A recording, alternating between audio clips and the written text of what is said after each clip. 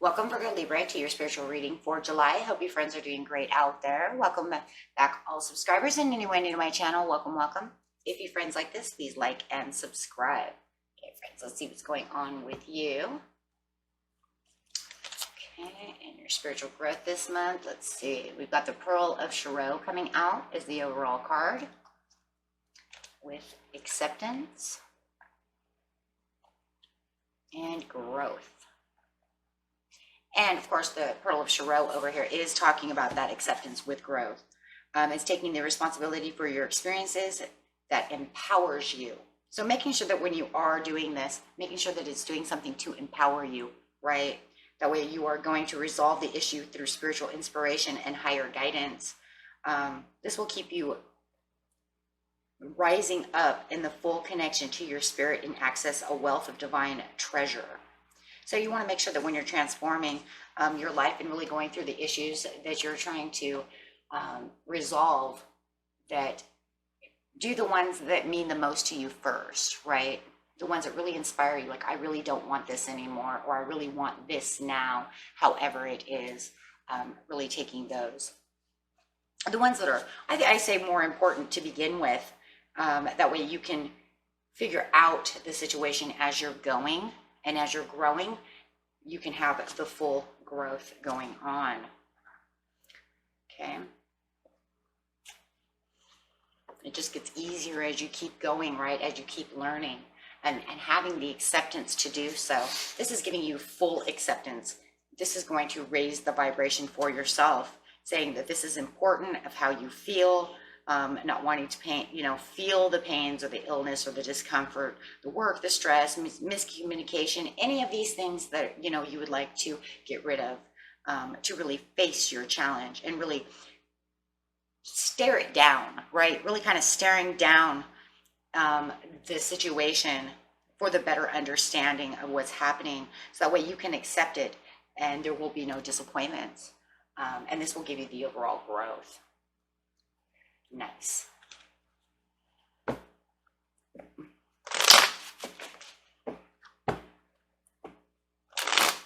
Facing it head on. Okay, going straight over here to the acceptance.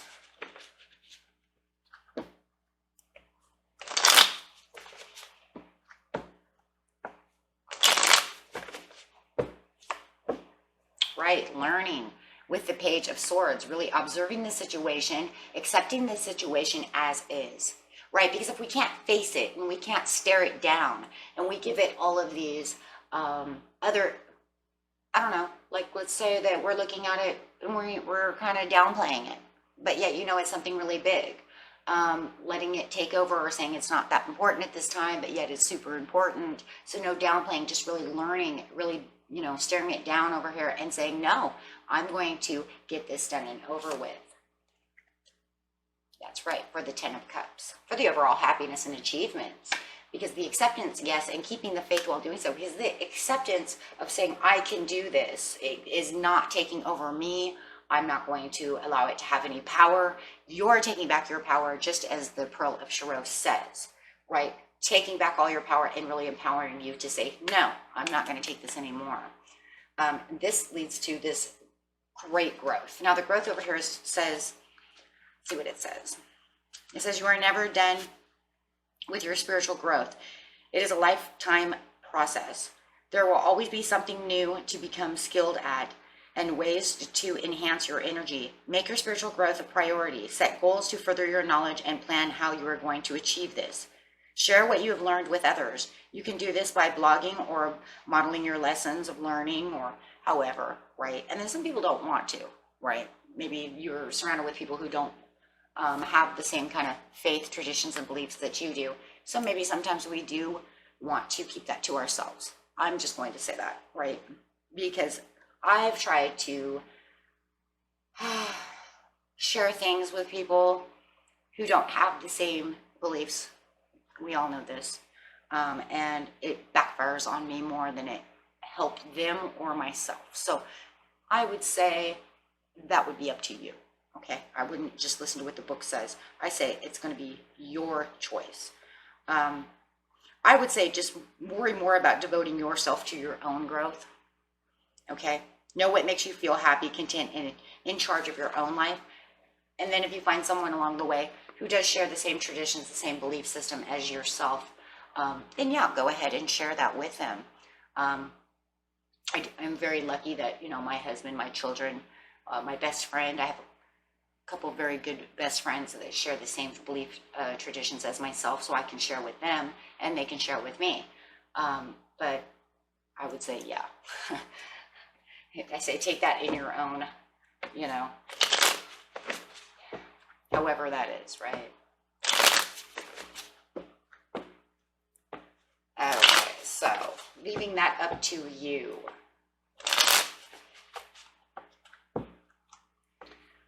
Okay. Having the determination to keep going strong and raising the vibrations, doing things for yourself. I mean, this is what this is all about anyways, right? It's really about yourself. Yeah, getting rid of all the toxic energy and the baggage and anything that makes you feel like you're in a cage for no reason whatsoever. There's no reason for that. Holding you back, separating yourself from any kind of swords, any kind of thing that doesn't help your self-growth. And maybe you have even people around you talking about traditions and stuff like that. I mean, if you even have people around you who make you feel like you're in a cage because you have your own ways of doing things and they're not on the same page, you might want to just kind of separate yourself while doing this from those type of people and kind of keep it to yourself, because Spirit says, you know, this is about you, not others, right? No matter what. Because it is. Look at the Queen of Swords. It's all about your journey, your self when it comes to self-growth. That's why it's called self-growth. And it's going to make you feel like you're back in the control of yourself and having the acceptance to do what you need to do. And I really do believe that this whole reading really is about you doing what you need to do.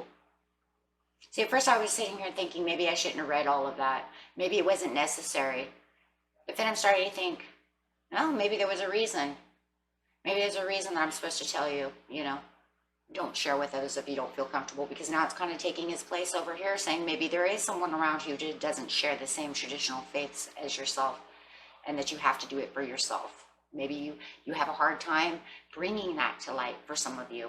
It's not going to be all of you, but there could be some of you that feel like I have a hard time because they're not on the same page, or, you know, however it is. And just make sure that whatever you're doing, it's making you feel like you're happy. You have the vitality to grow. You're doing yourself, bringing your intentions, your desires, and your vitalities to happiness.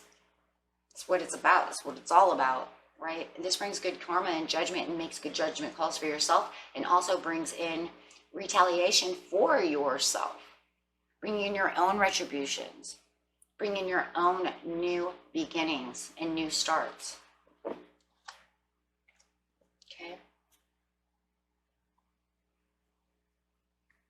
Let's see what Spirit has to say over here.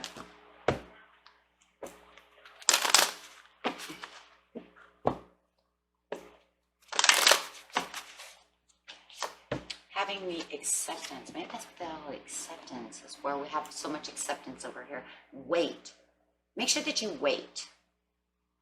I think with the wait, what I'm feeling here is like, wait. You know when the time is right. Wait. You know which one you need to do. Wait. Make sure that you have the patience, that you're ready, that you have the strength and the empowerment to do what you need to do when the time is ready. Meaning it's kind of like, don't rush. Make sure that you are really, you know, ready for the opportunity. Because it really is all about this empowering. Let's see what the empowering also says again. We read the majority of it, but it says, have courage and commitment to your awakening, for you have a precious being and can go far on your spiritual path in life.